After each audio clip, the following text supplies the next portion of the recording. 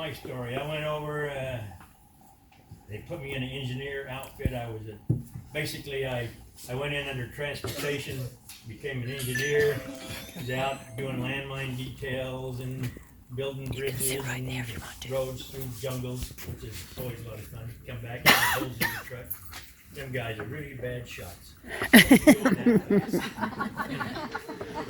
So, anyway, I got sent to build a fire support base along the river, and we did that. And then they said offensive started. They was coming across and wiping out the fire support bases that we were working so hard to build. And we left there in a hurry because our guy that was in charge got killed. So a guy came by in a Jeep and said they just wiped out fire support Linda down the road a ways, and we should get him out. Get the hell out of town, right? So we packed up what we could, left everything in place, took all the distributor caps off, and left. All our equipment there.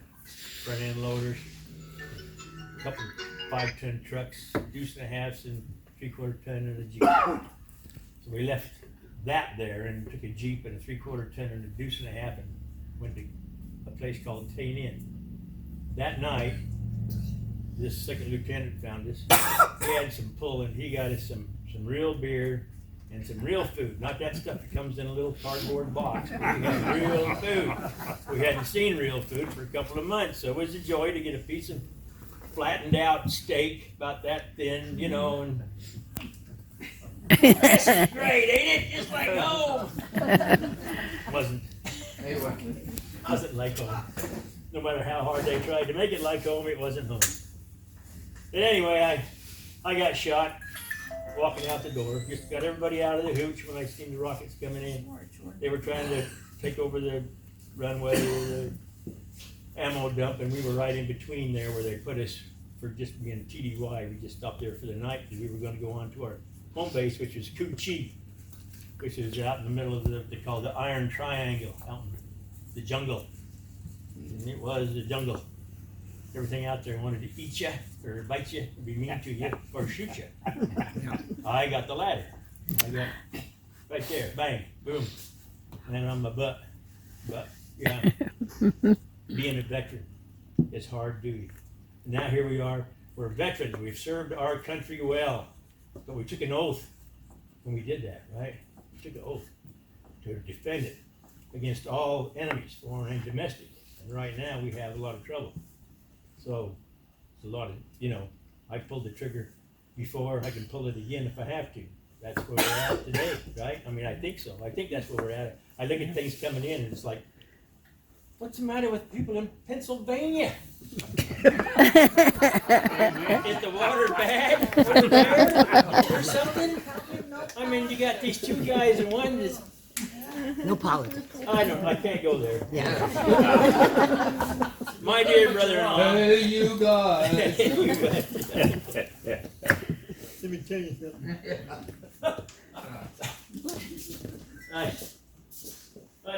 Ken asked me if I'd read this about how Veterans Day became, because I didn't have any idea. I just thought somebody got shot and said, hey, it's my day.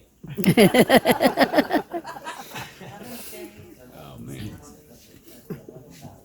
Originally celebrated as Armistice Day. Remember that back in the day, Armistice Day? Was first issued on November 11th, 1919 by President Woodrow Wilson, a year after the end of World War I. The purpose of that day was to honor the fallen soldiers of the Great War for their sacrifice and bravery.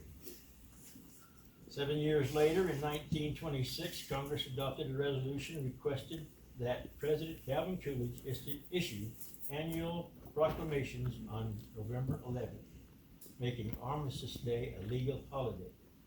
In 1945, World War II veteran Raymond Weeks had the idea to expand Armistice Day to celebrate all veterans rather than just the ones who died in World War I. He delegated it to General Dwight Eisenhower, who was all for the idea. Weeks then organized the first Veterans Day celebration in 1945 in Alabama, and every year since, until he died in 1985. In 1954, Ed Reeves, United States Representative from Emporia, Kansas, presented a bill to establish the holiday to Congress. Eisenhower, who was then the president and also from Kansas, signed the bill into law on May 26, 1954. 8.5 years after Raymond Weeks held his first Veterans Day, after having been through both World War II and the Korean War, and the 83rd U.S. Congress, at the urge of the Veterans Service Organizations, amended the Act of 1938 by striking out the word armistice and inserting the word veterans. Approved by legislation on June 1st, 1954, and November 11th, became a day to honor American veterans of all wars. So, hey, we're being congratulated for signing up, for doing your duty. Go out and get shot and come back and be a hero. Yeah. I said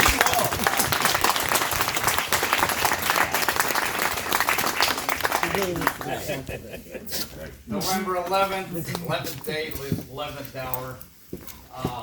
It all had to do with people serving and defending countries and defending freedom around the world. So at this time, I'd like all the veterans to come forward, please. I just came down. Yeah, come on back up, Tom. Come on up, please stand. Everybody here. I'm good. Thank you. Thanks, sir.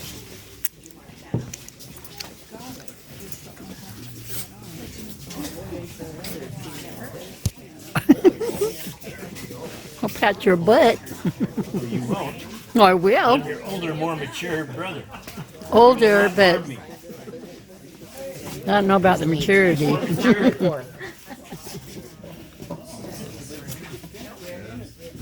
Okay, the people before you, there were veterans before, there'll be veterans after, but today these are the veterans that are here and now. Gentlemen, I salute you. Oh, gentlemen, yeah. I humbly apologize. Now, I usually give out hats, but tonight is just thank you. We appreciate everything you've done.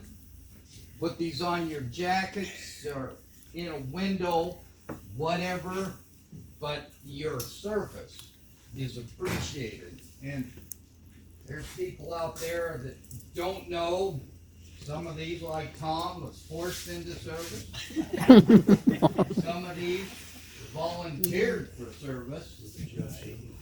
And it doesn't matter how you got there, is that you're still here and you did a great service to this country. We appreciate all of you. You volunteered, yes. Look at here, I've got enough hair. Is there anybody here? She's been staying home with the dog. Most likely. She's 18. Can I have you? And she's starting to have failures. Now, give him a hand. Give him a hand.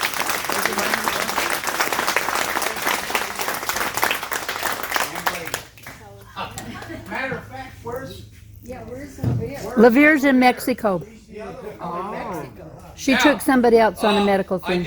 we do have some Right, Steve? Canadian veterans That here, makes sense. and I did make a special patch for them, if you'd accept this for your brother.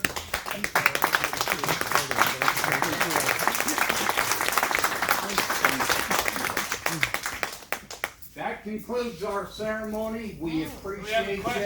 We have a What? question. Could we know the branch of service, please? Does it matter? No, but Okay. Start over here, go, and introduce yourselves, please. Bud, CB.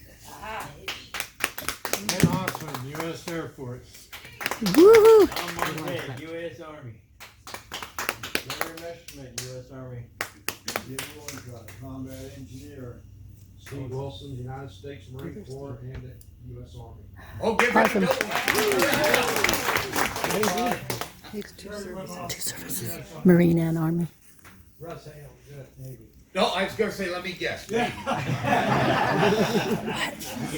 U.S. Army. Negro Patrick, U.S. Air Force. Don Bridges, U.S. Air Force. Jim Wooten, U.S. Air Force. Ron Heworth, U.S. Navy. Owen Gissman, U.S. Navy. Barry Stallings, Army. Don Sturtevant, U.S. Air Force. Louis Parker, U.S. Air Force. Richard Ingalls. Wait, let me guess. Marine, right? Yeah. Okay, good. Well, I think the Marines got us outnumbered. Yeah. Yeah, just one. Steve Forman, that's it. U.S. Navy. Susie Chamberlain, U.S. Army. Dave Chamberlain, U.S. Air Force.